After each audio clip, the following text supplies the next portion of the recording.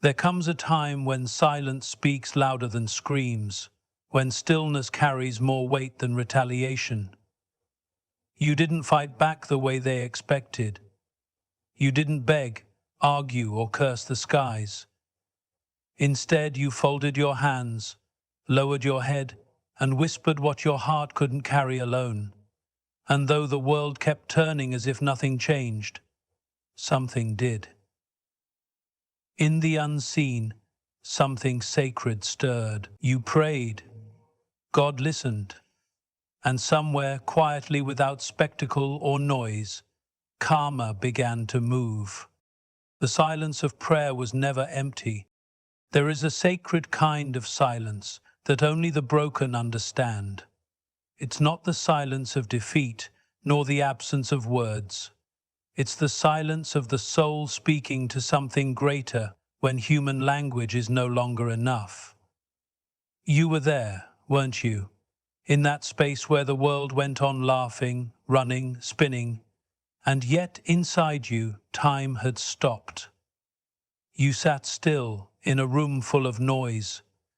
You smiled with lips that were trembling, and in those moments, when your pain felt invisible and your strength felt like it had all run out, you chose to do the one thing the world calls foolish. You prayed. Not loudly, not theatrically. You weren't trying to impress anyone. This wasn't a rehearsed ritual or a memorized verse. This was raw. This was real. A whisper, a tear, a clenched fist in the dark, a trembling voice saying, "I can't carry this anymore." And it was in that moment, when no one saw the storm behind your eyes, that something ancient and divine took notice. Because real prayer is never measured by volume, it's measured by surrender. You didn't pray for revenge. You didn't ask for them to suffer. You didn't bargain with heaven for an easier path. You simply asked to be held, to be heard, and you were. You always were. Just because there wasn't thunder in the sky or fire from heaven doesn't mean your words vanished into the void. No, they went somewhere. They settled into the silence where only God walks. And He listened. People around you may have assumed you were weak. They saw restraint and called it silence. They saw kindness and called it cowardice. But they didn't know that in every quiet moment you were building something invisible. Every whispered prayer was a brick in the foundation of something unshakable. And though nothing changed on the outside, though the pain still came and the betrayal still stung, something within you began to transform, slowly, silently, powerfully. It is in this silence, the world's most underestimated weapon, that destinies are reshaped. When you turned your back on retaliation and turned your face toward heaven, you chose the harder path, the quieter one, the one that doesn't get applause but echoes in eternity. And while they thought they had won, while they celebrated your silence as submission, something higher was already shifting the winds in your favor. Faith doesn't shout. It doesn't demand. It waits. And your waiting wasn't passive. It was active obedience in a world that worships instant results.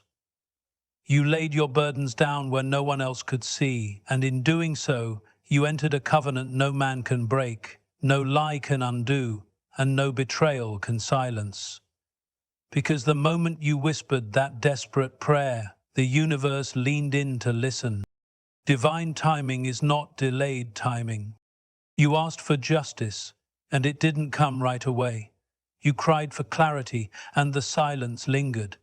You waited for the scales to balance, but they remained tilted. In that waiting, doubt crept in, not just about others, but about yourself. Maybe you questioned your worth. Maybe you questioned your prayers. Maybe, just maybe, you wondered if anything sacred was listening at all.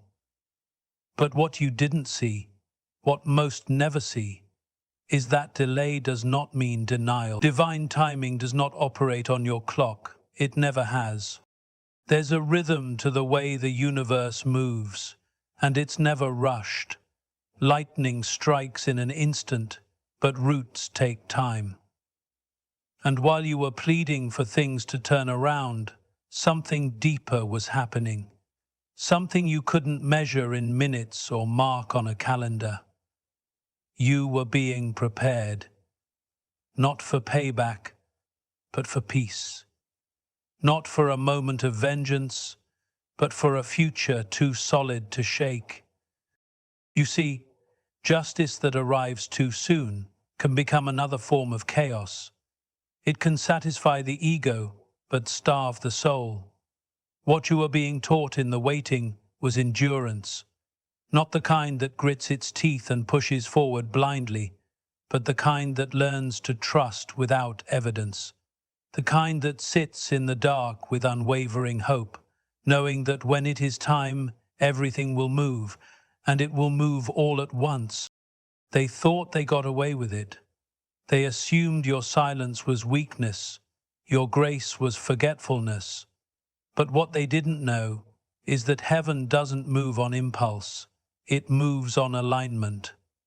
Your circumstances weren't being ignored, they were being organized.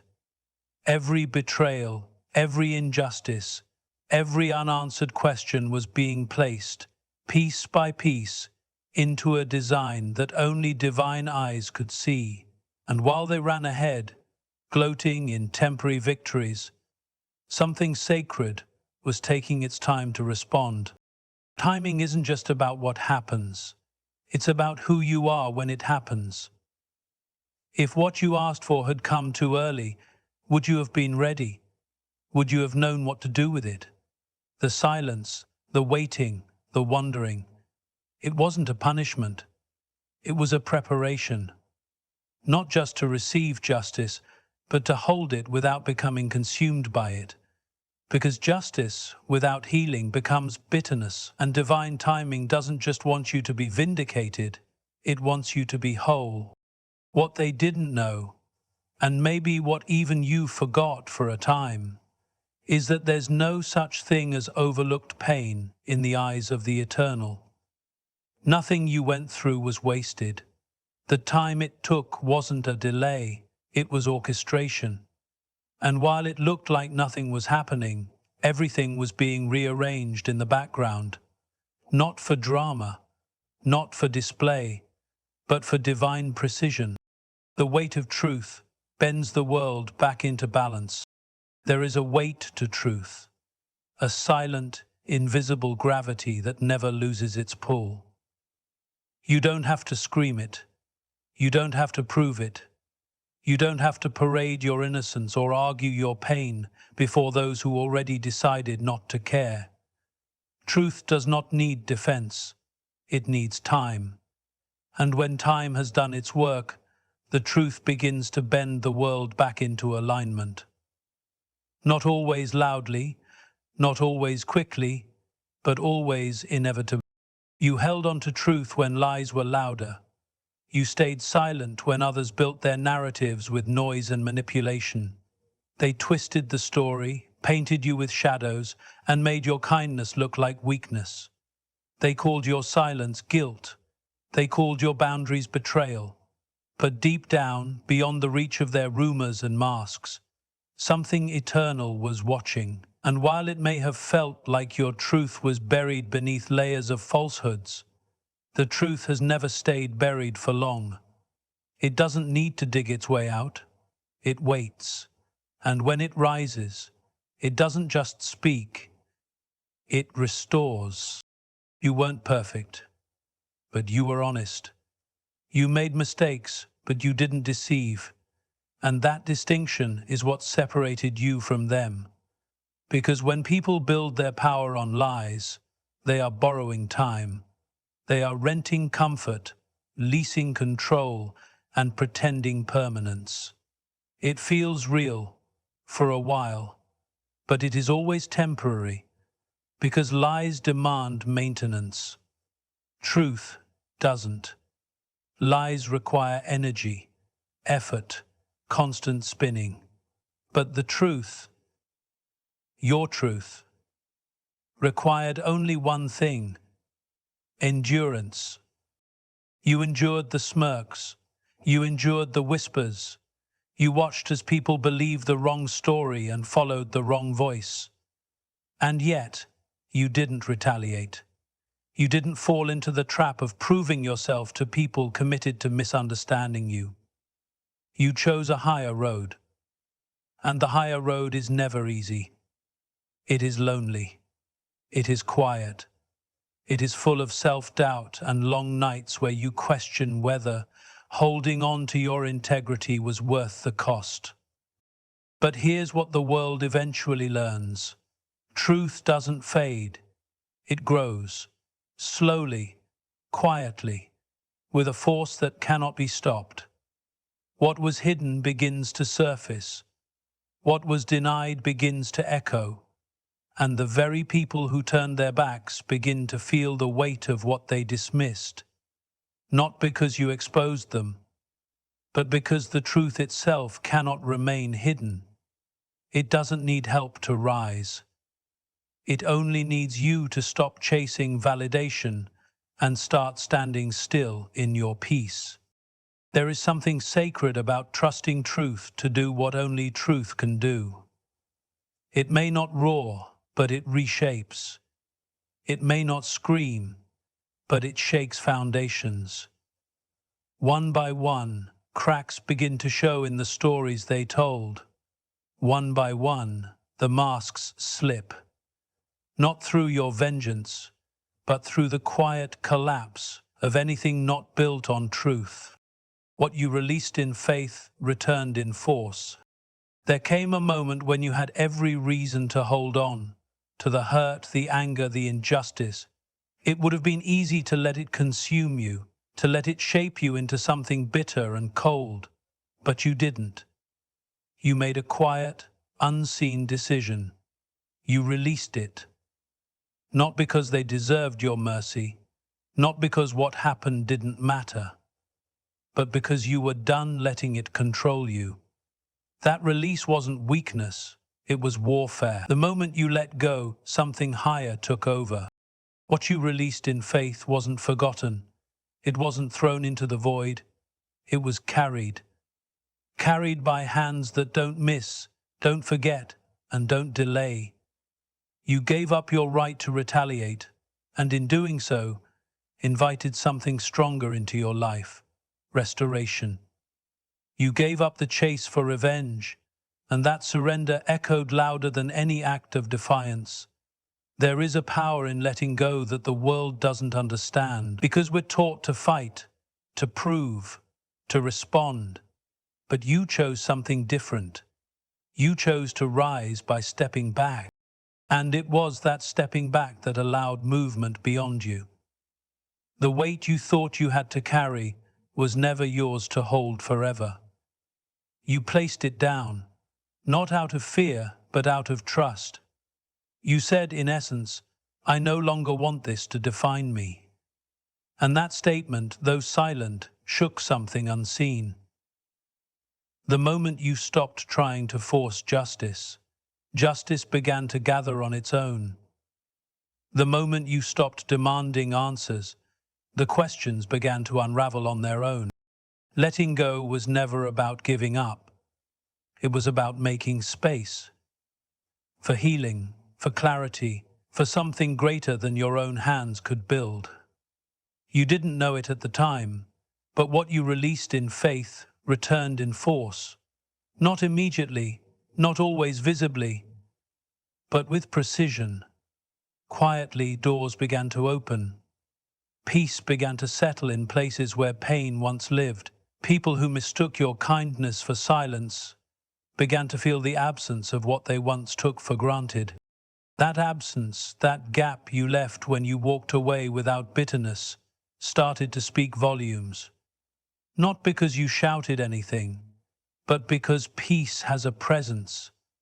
And when people lose the presence of peace, they feel it, they remember it, They miss it. What you gave in grace became what they lost in arrogance. And what you thought was gone forever was actually gathering strength. Out of sight, but never out of order. Every tear, every moment of restraint, every act of choosing peace over chaos was recorded in a way this world can't measure. And while others may have moved on without a second thought, heaven didn't. The strength it took to release what broke you did not go unnoticed. It was the beginning of a return not just of justice, but of power. A return not just of dignity, but of destiny. Your peace was the final blow. There's something they never expected. Your peace. They expected your pain. They counted on it. They expected you to unravel, to break, to lash out, to spiral into chaos. Because in their minds your silence was weakness, and your kindness was naivety. They thought they had the final word, the last move, the upper hand. But what they never saw coming was your stillness, your calm, your refusal to participate in the noise they tried to trap you in. That was the moment everything changed. Not when you fought back, but when you no longer needed to. They expected you to be angry. They wanted your energy, your rage, your tears, because as long as you were reacting, they still had control. They fed off your confusion, your effort to explain, your need to make them see what they had done. But the moment you stopped needing their understanding, the moment you stopped explaining yourself, you reclaimed a power they didn't know how to handle. You found peace, and that was the wound they couldn't heal from. Because peace is not passive, it's powerful. It means you've accepted what happened without allowing it to define you. It means you've looked at the storm and refused to let it enter your soul. It means you've chosen to stop performing for people who made a sport out of misunderstanding you. And that choice, quiet, uncelebrated, personal, is the loudest victory of all. It doesn't scream, but it echoes. It doesn't announce itself, but it leaves an imprint that lingers. When they see you now, they don't see someone broken. They don't see someone begging. They see someone untouched by the chaos they left behind. That unnerves them more than any confrontation ever could, because nothing haunts the manipulator like the one who heals. Nothing confuses the liar more than the one who walks away without bitterness. You became everything they pretended to be. Resilient, grounded, whole. And you did it without needing revenge, without needing validation, without needing them to acknowledge the damage. The peace you wear now is armor, not forged in denial or delusion, but in survival and surrender. It's the kind of peace that only comes from walking through fire and refusing to let it make you ash. It's what rises from every tear you cried in silence, from every word you never said, from every time you bit your tongue when you could have destroyed them with the truth. You chose your soul over your pride, and that's what broke their illusion of power. They tried to provoke you. They tried to pull you back into the cycle, the drama, the blame, but you gave them nothing. You smiled. You moved on. And that smile, the one born of hard-earned peace, spoke louder than any argument. They expected to haunt you, but instead they became haunted by the one thing they never anticipated, your quiet freedom.